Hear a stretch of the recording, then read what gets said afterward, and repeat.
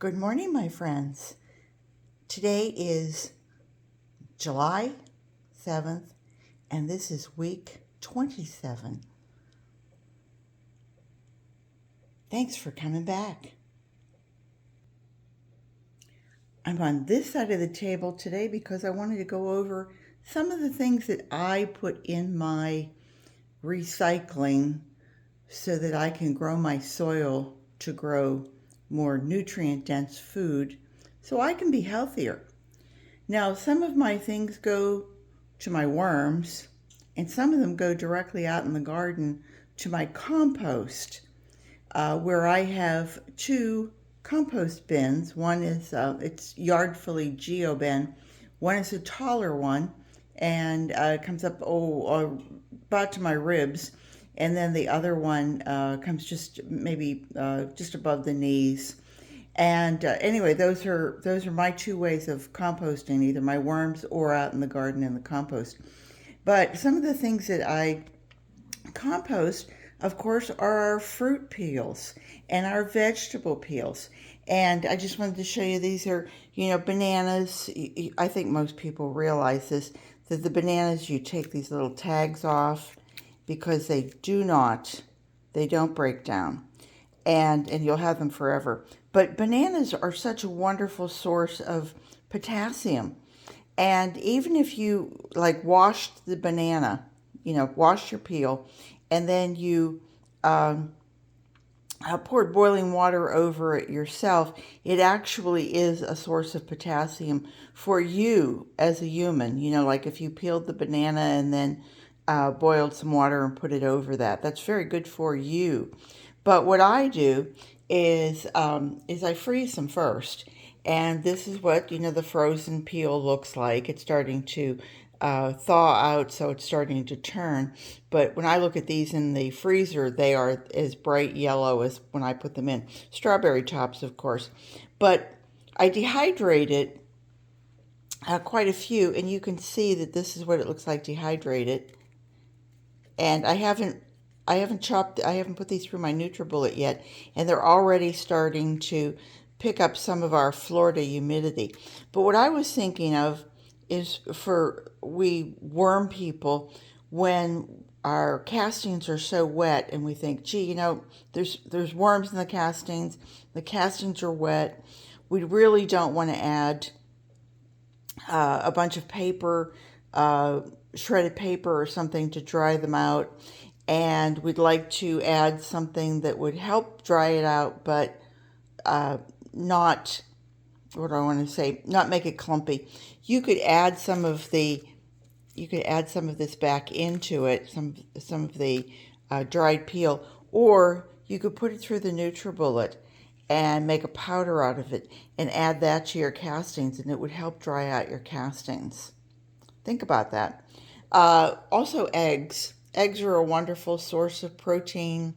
The shells are full of calcium. And so I take my eggshells and I rinse them a little bit. You don't really have to, but you could. Some people put them in the oven. I don't bother with that. But you could just break them down like that if you wish and put it in your soil. Or you could make egg powder out of it and just have it, like a powdery to add to your soil. I give this to my worms because the worms don't really have a stomach. They have a crop and a gizzard. And so they need something like this to help them break down any foods that we give them, that the microbes and bacteria eat, and then the worms eat the bacteria. The worms eat the microbes and the bacteria. If you're, this isn't recycling, but if you rinse your rice, this is just long grain white rice. It's jasmine rice.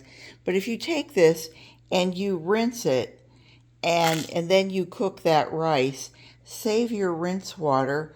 It's full of vitamin B, and it's a wonderful additive to your garden. If you want to have a special plant, or you can use it for yourself. You can spray your skin with it. You can rinse your hair with it. All sorts of things. I save my water from my peas and corn, especially because we use no sodium added, no salt added. And remember to cut your labels off. They can be recycled as well. You can put all this out in your recycling. If you're recycling your cans, you can recycle the um, labels in with your newspaper or whatever, and I'm sure the recycling people would appreciate that. I also save my prawn shells. In the United States, we pretty much say shrimp shells, and I notice other countries say prawn shells. And anyway, if you save those, you can feed these to your worms, you can feed them to your soil. You can make, people go out and they buy blood, fish, and bone meal. And basically what they're doing is they're, using the bones from the animals. This is obviously not the bone, but it's their shell, and it's full of chitin. And chitin is really good for your soil, for your worms, and it's good for you. If you take this and mine were washed first. I rinse my shell. I rinse my shrimp or prawns, and then I shell them, and then I boil them, and then I boil the shells separately, and then I let them dry, and then I bake them just at 200 for about half hour, 40 minutes, and they come out like this. I can put this through the NutriBullet and make a powder out of it. Again, if my castings are too wet, I can add this to the castings, and it will help dry out those castings. And if there's any worms in there, any microbes, they will go after that powder like nickety quick. Some of the other things, and of course, if you made a tea out of this is good for you. Just like I told you about the avocado tea. Avocado tea is where you're taking the stone, which is actually the seed of the avocado, cut it up a little bit, pour boiling water over it. It's very, very nutritious. Your coffee grounds, of course. Once they're boiled, coffee is neither acidic nor alkaline in the grounds because it's been scalded. And so it's kind of neutral and really good to add to your soil. Again, if your castings are too wet, let your coffee grounds dry out, and then fluff it with some coffee grounds. And did I say that right? If your castings are too wet, add dry, used coffee grounds, and it will help absorb some of that liquid. Rick just got shoes, and they came with these little inserts. I love using these because I fill it with my pulverized. If I take this and add a little bit of water to it and put it in the NutriBullet, and then I make these and fill it with the slushy, and then I put that at the almost right in the center of my worm bin, and I wait and see how many worms will come. It's kind of like Patrick over at Learn by Doing. He calls them, he takes his avocados, cuts them in half, and then he uses the shell and calls them avocondos. So cute little story. But these are kind of like shoe-a-condos. And of course, any of your shred is wonderful to add, whether it's going to your compost, whether it's going to your worms.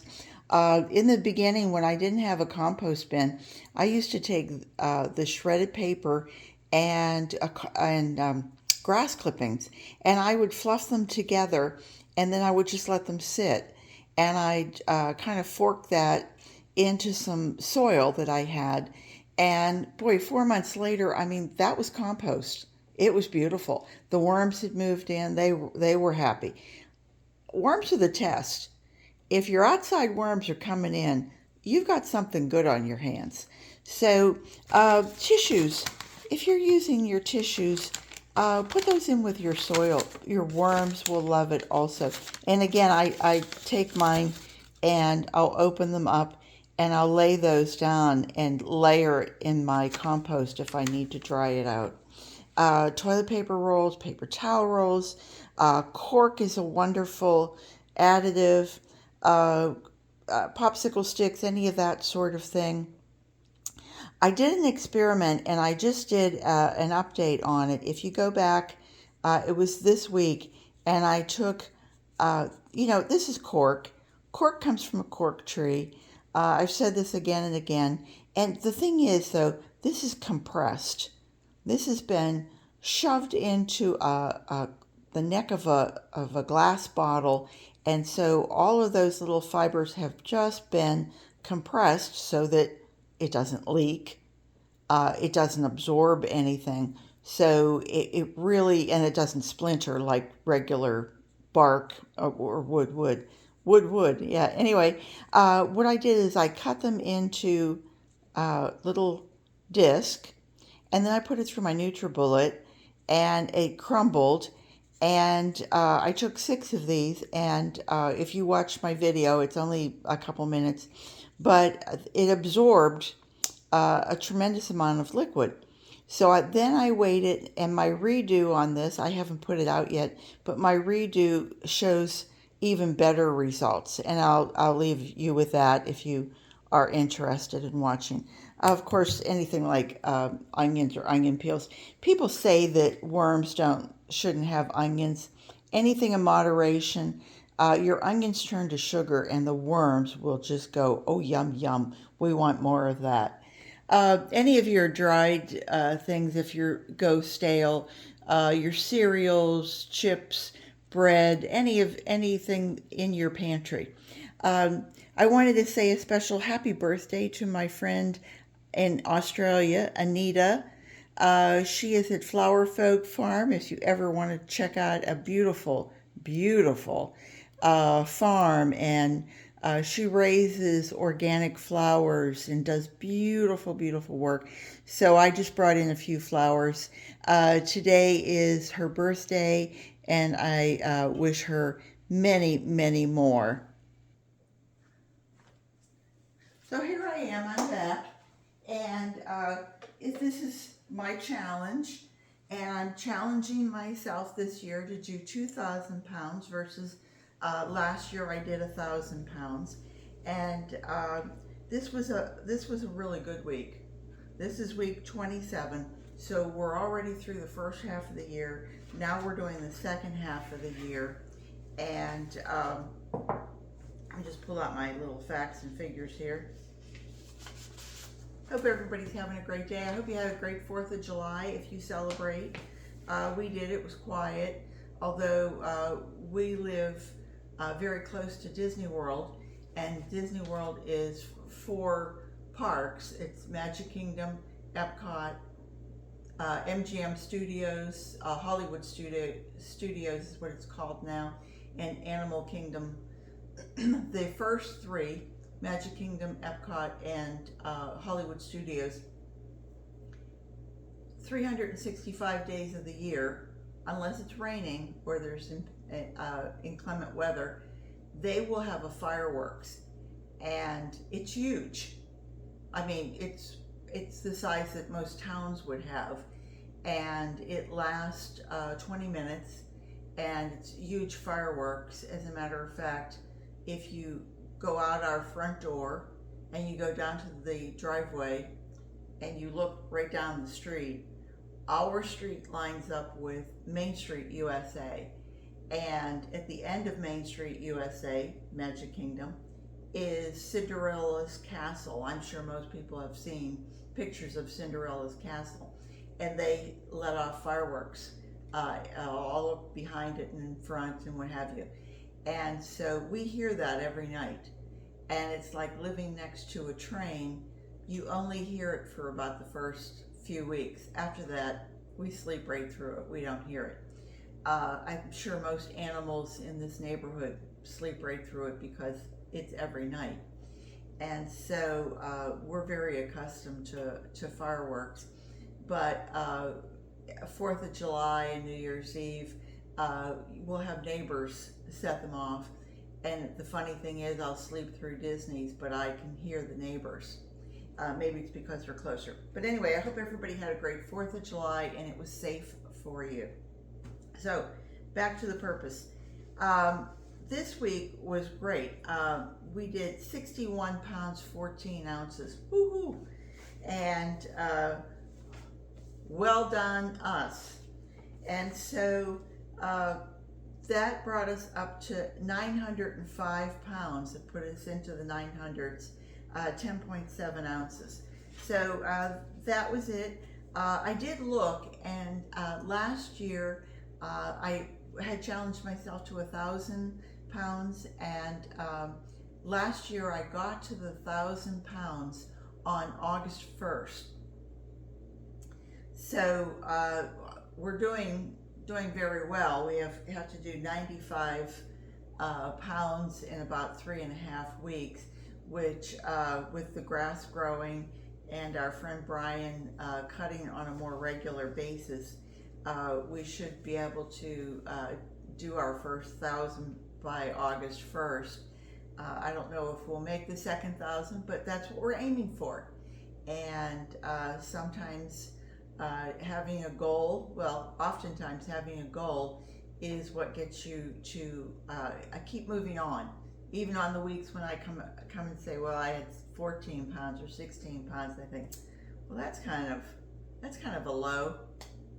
Tomorrow's another day.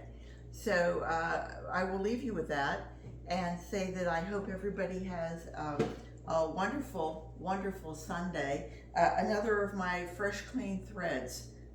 Love these t-shirts. They're online. You can get them. I'm not sponsored or anything like that, but they are really a nice shirt. They're my new uniform. You'll see me in 5 of them. Anyway, have a great day, everybody. I hope you have a wonderful Sunday. Be nice to each other. Take care. And remember, garden what you've got. Come back and see me next Sunday. Bye-bye.